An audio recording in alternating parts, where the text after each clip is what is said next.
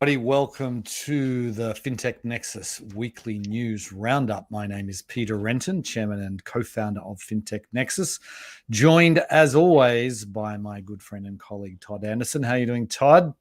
I'm well, Peter. How are you? I'm doing great, and back again for the umpteenth time. We have Andrew Dix from Crowdfund Insider. How are you doing, Andrew? I'm doing well. Thank you for inviting me back. I'm Of kind of course. surprised I haven't offended enough people yet to Never.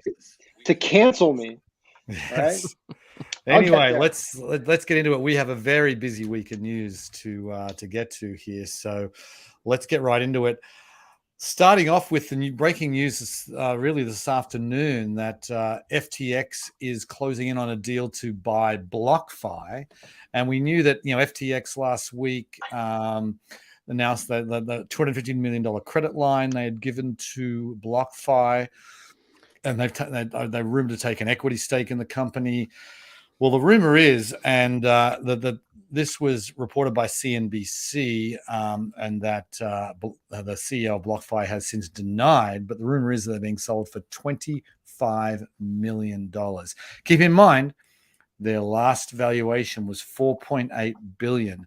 So if true, and again, Zach Prince, the CEO of BlockFi, has denied it on Twitter, but if it is anything remotely close to that number, I mean, right now that's a 99.5% haircut from their previous valuations. So what a story. Hey, guys?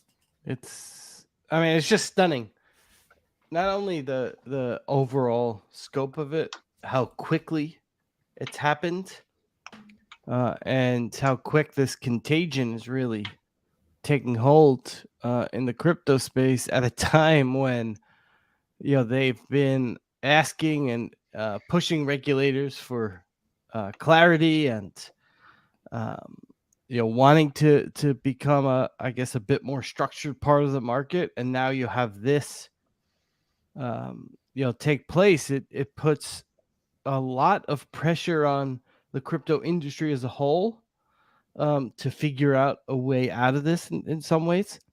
But it also gives a lot of ammunition to regulators, especially when you look at the actions of some of these companies and some of the ratios that they had in play here. And everyone's always critical of banks, but there's a reason why banks have certain ratios when it comes to their assets and leverage and whatnot. And so I think there's a lot of cascading things that are still going to happen here, not only to crypto companies themselves, but then after effects that are probably going to be felt for a fair amount of time after the fact. Mm-hmm. Yeah, crypto contagion. It's as we were discussing here earlier. It seems to be kind of the theme for the month or the quarter. I would, that's not exactly a haircut. That's like that's a buzzsaw. That's a wipeout, basically.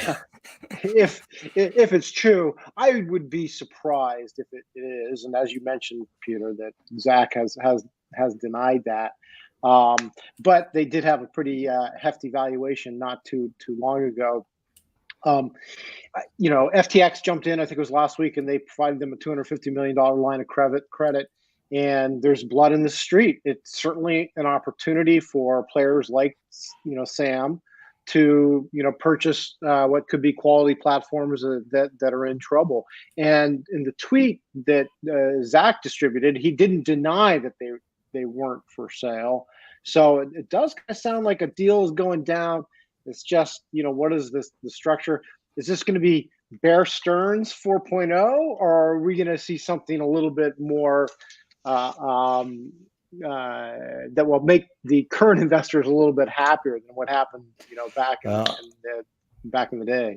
Oh, and I'd be very surprised if the investors are happy. He was trying to raise money at $1 billion valuation. That was the news about a month ago, and obviously that never came to fruition.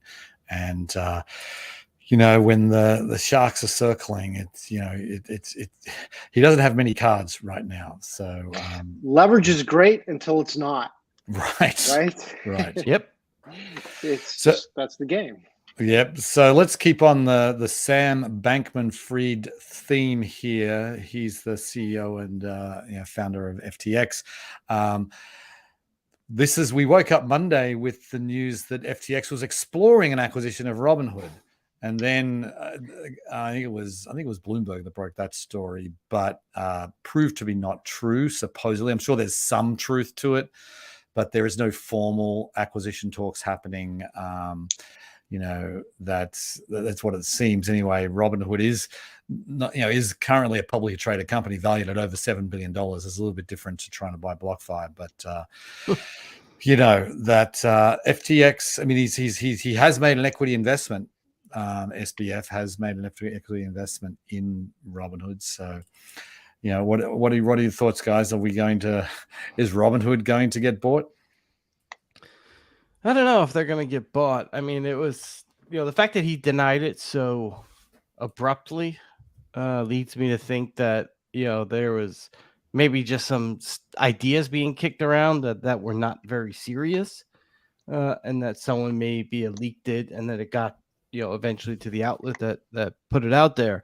And so maybe that was on the table as like, hey, what are the best ideas we have as things kind of get a little bit out of control in crypto. And it seems that FTX has always wanted to have a hold in multiple pieces of the financial space, not just crypto.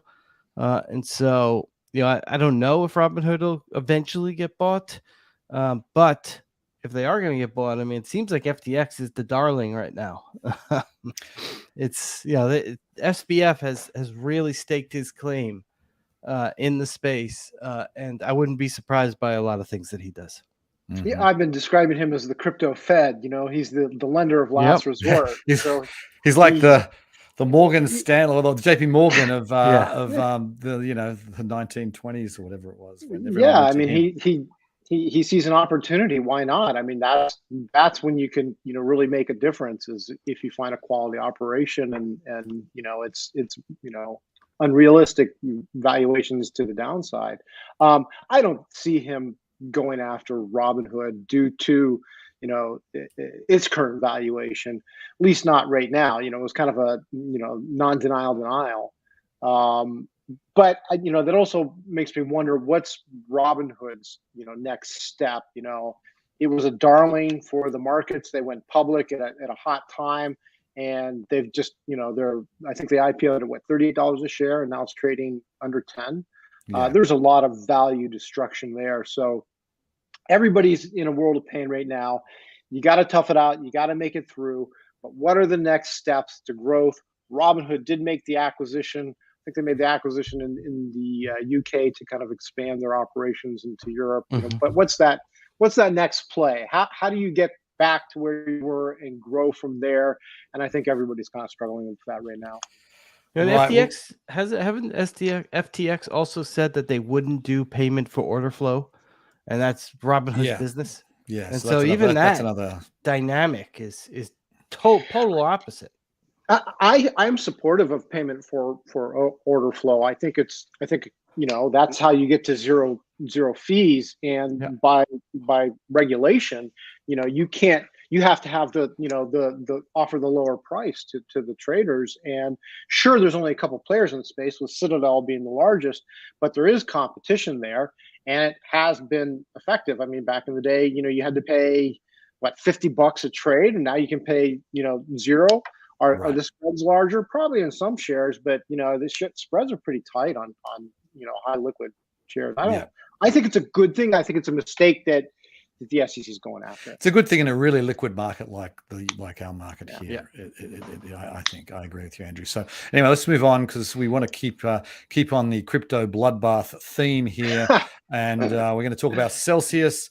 Wall Street Journal had an in-depth piece about them, and then Matt Levine from Bloomberg, I get his newsletter, and he had a really always entertaining kind of take, basically talking about Celsius has they have these you have a lot of large loans backed by sometimes, obviously you talk about over collateralized loans sometimes. Well, they apparently had under collateralized loans where they're basically talking, we'll give you $1 billion, or say this, for example, $100 million loan, but we'll make sure you give us $50 million in collateral. So that's the type of thing that they had as a way to kind of get the deal, but coming back to bite them. It's fine when the market's sort of steady and or going up, but in these sorts of markets, it's bad. I mean, Celsius feel like, to me, they're done. There's talk about a bankruptcy filing.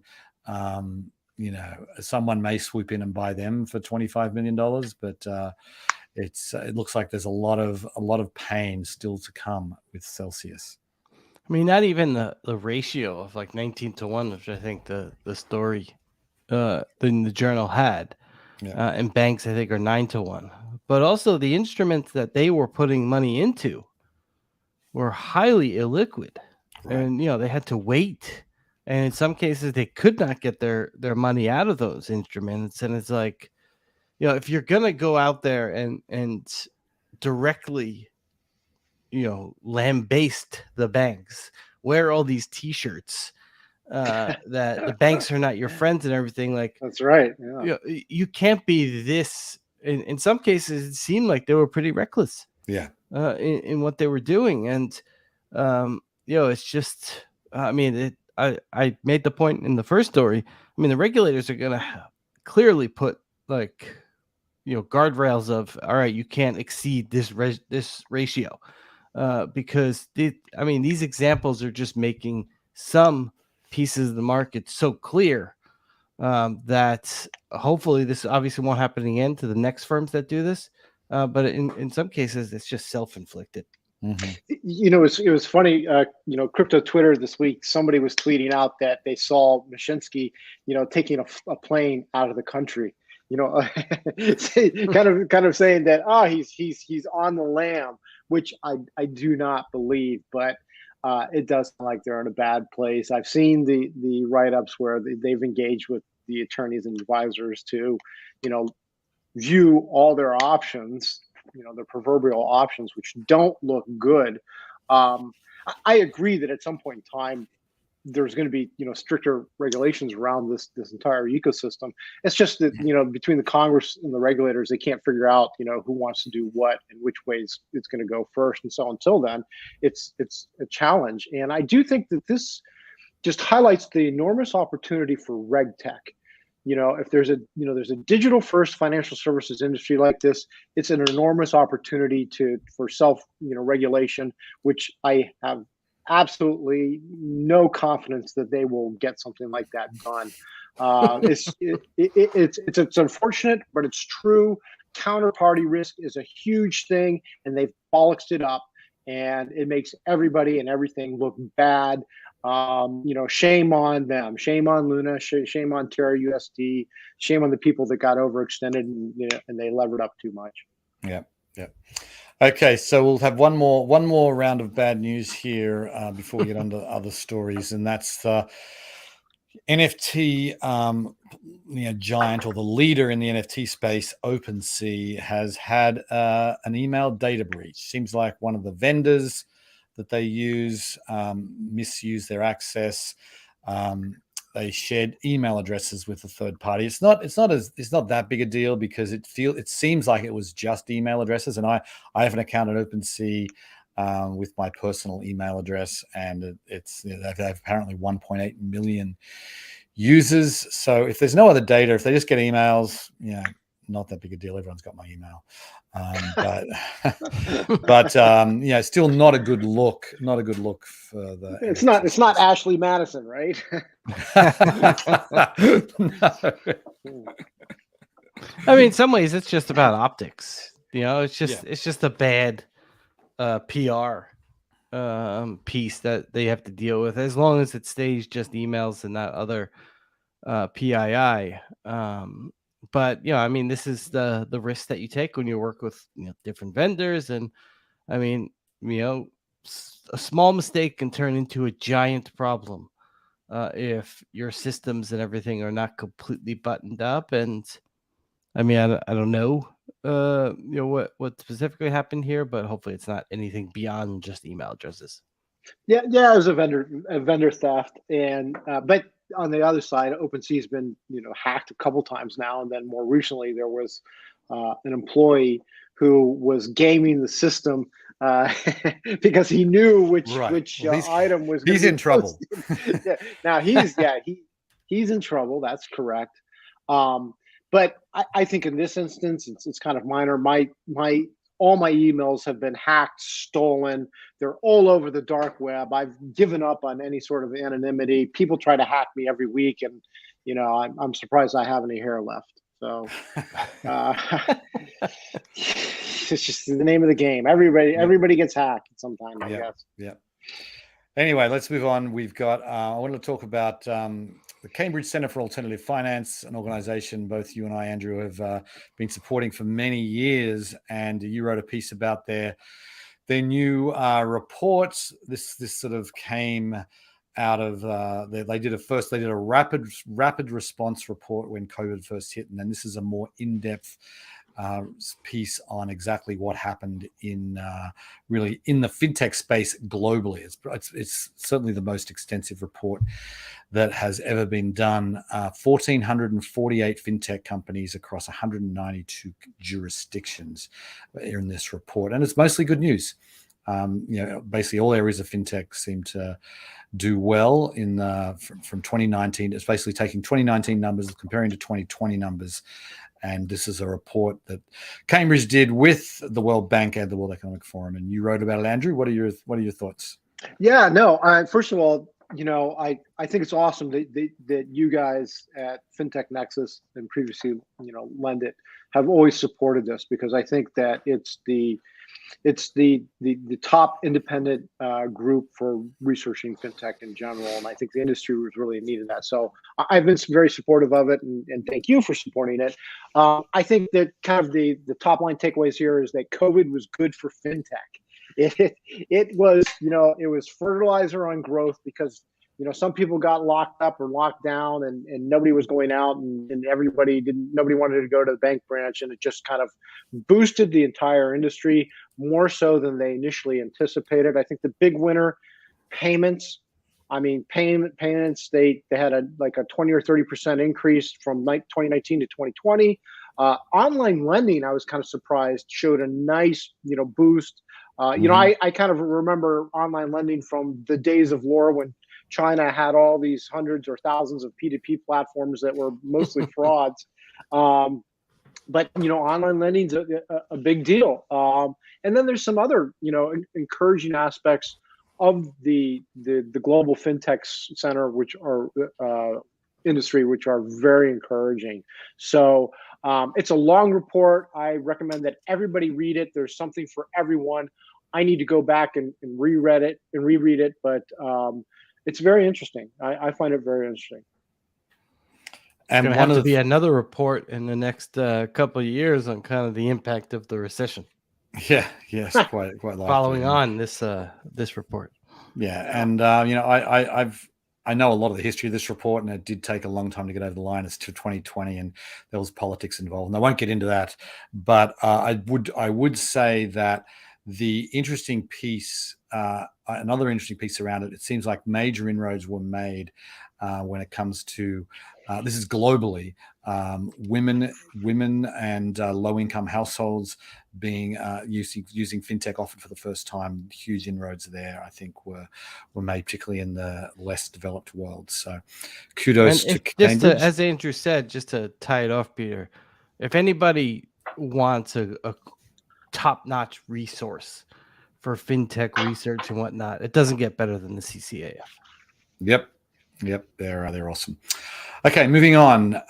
Amount, who we know well, they've been an opening keynote speaker at our USA event when we were doing it virtually. I think it was last year, wasn't it, Todd, or the year before? Yeah, Amount in Barclays. Mount Barclays last year, I think it was. So anyway, they were spun out of Avant.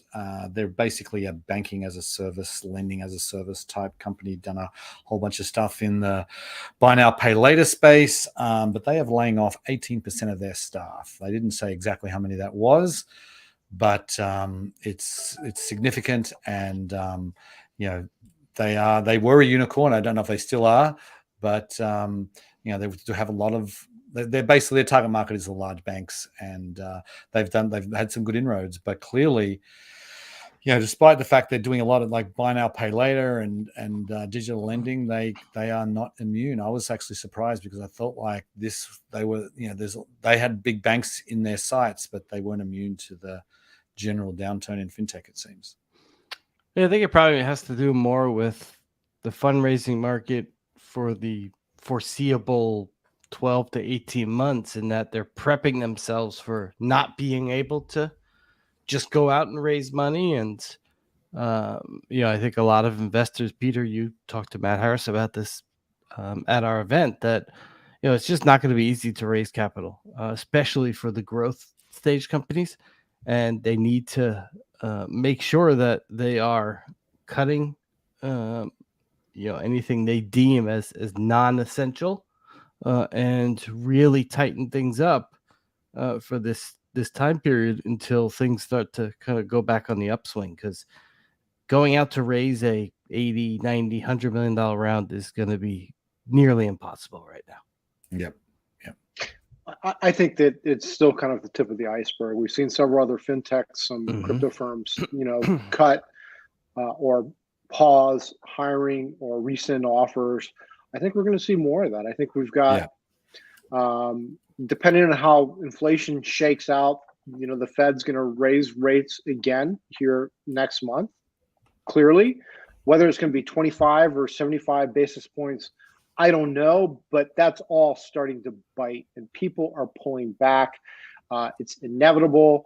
Gasoline is too high. Our current administration is not doing what they need to do to tamp that down as aggressively as they should, and that factors into everything. And you're just going to have a kind of across the board cooling. It's just going to be a bumpy road for the next 6 to 12 months, depending on how certain things hopefully no longer than out. that.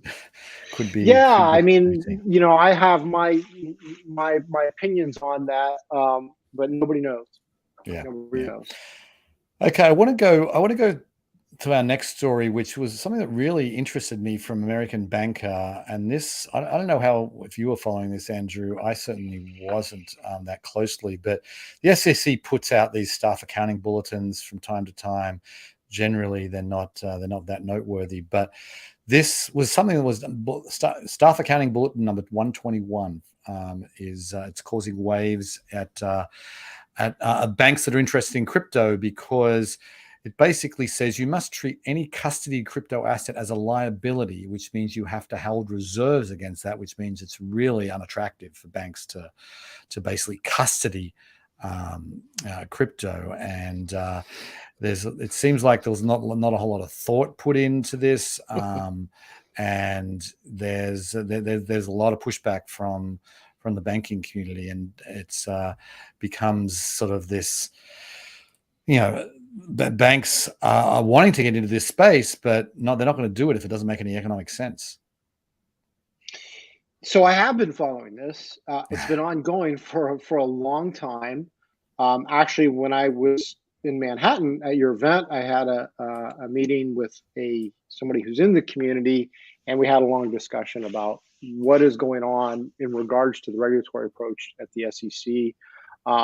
And since that time, I've spoken to several other people, and there's just a real grim perception about the regulatory approach of the current commission, and that it is not innovation friendly, it's not digital asset friendly, and they're in fact doing things in a way to make it impossible to execute on your mission, because so many of these proposals, rulemakings, they're intertwined. One impacts the other, and they have all these proposals out there right now that are ongoing. How do you manage one when you don't know what the other one is going to end up at?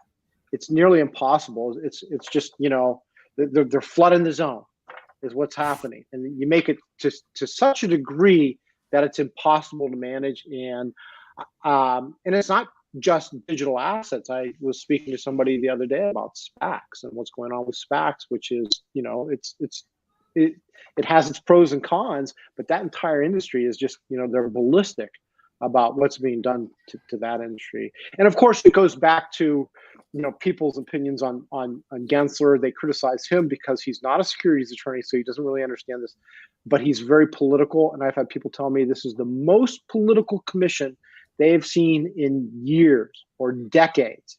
And there's also some grumbling within the commission because all decisions are made in the chair's office. That's what I'm hearing. Interesting. It makes building a company, like in this, especially in the crypto space, like increasingly impossible. It's like, how do you do things? And then not only do you have the people in crypto space not acting great right now, and there's a contagion, but then you have regulators who are just like, we have no interest in you guys being a productive part of securities markets, so we're just gonna kind of clamp down on you. And then if you get a new administration in a couple of years, it like completely frees up, and it's like the seesaw dynamic. And it's not only is it hard for entrepreneurs, but it's hard for investors to make that bet. It's hard for everybody. Yeah. And, we spoke about ESG initiatives not too long ago and the current climate risk proposal. And I am all for having a good, clean environment. And I support, clean, fresh air, clean water and all that. But personally, I don't think that the Securities Exchange Commission should be demanding disclosure on climate risk, which is very arbitrary, hard to measure, and there's no framework. There's no framework yet. Even if you create a framework, what you're doing is you're creating a framework for ongoing lawsuits, and it will decimate the public markets because nobody's going to want to be public. Nobody's going to want to have to go through that. It's a failure from the word go. There's a lot of people that are passionate about the environment and global warming. I get that. This is not the way to manage it. It is wrong. It will hurt these companies. It'll hurt smaller companies. It will hurt companies that are private, that service these companies. They have no comprehension as to the cost. And they even say that. They say, well, it's going to cost a lot of money. It's just, and they're going to make a rule on it. They're going to make a rule. Somebody off the record told, whoa.